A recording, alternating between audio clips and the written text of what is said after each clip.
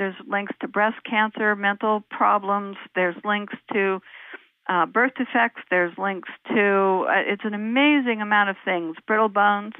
Rickets is rising in the United States. That's a bone disease that hasn't been seen in the United States since our children were forced to work in the coal mines during the day instead of going to school.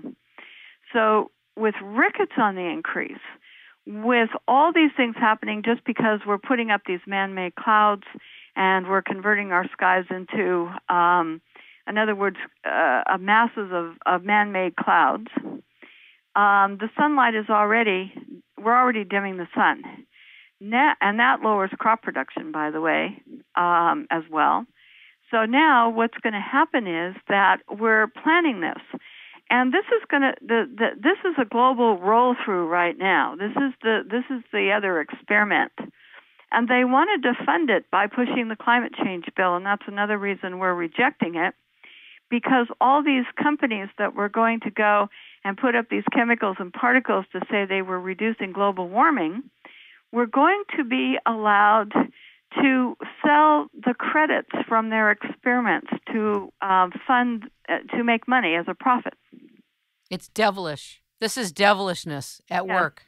Everything I know about the geoengineering projects and what's planned is on the website agriculturedefensecoalition.org, and you can just click on geoengineering.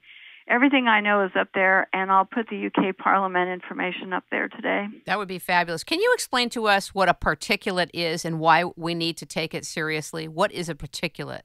Well, a particulate has several things. A particulate is very small in size. It can be microscopic in size, so that it's very, very, very small. It can come in and it's clear, or it can be yellowish sometimes. But particulates they can be different types of chemicals. It's like salt. For example, I'll use salt as an example. They're putting salt into clouds to make them whiter right now. There's a salt or sodium chloride? Huh? Sodium chloride? Are you talking about the fake sodium chloride, or are you talking about salt from the sea without being bleached or touched or chemicals in it? I think they're experimenting with both. Okay. Because they're talking, right now they've been experimenting about taking seawater and pushing it up into the clouds.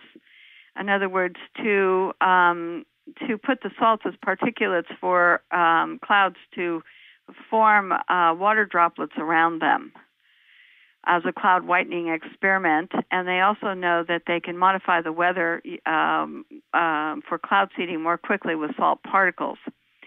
So what happens with ocean salt, for example, I'll use that as an example, that's called a particulate. Okay. So if you put salt particulates in to make your clouds and the water droplets form around this particulate, when it rains out, it may not rain out over the ocean, it may rain out over land, and it would salt up your water and salt up your soil and make it unproductive over time.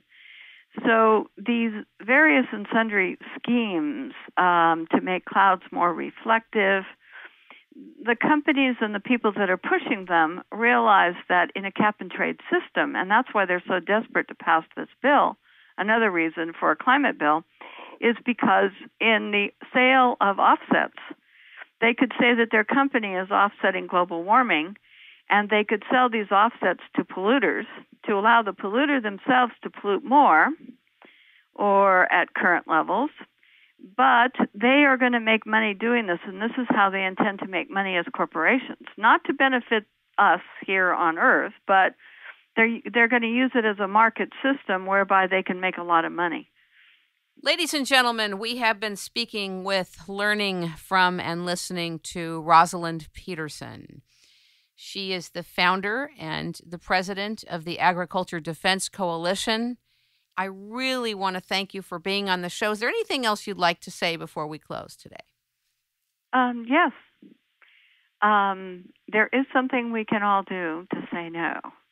And it's a case of just learning something about this and educating our elected officials and beginning to say no to some of these plans that our government and other countries have for us, and to say no to them. And the more we know about them, the more we can step up to the plate and become lobbyists for protecting ourselves, human health, the oceans and our environment. And if we all join together and start educating our elected officials and say no, it's going to make a change that we really need to have. I really appreciate you being a guest, and I hope that you'll come back and talk with us.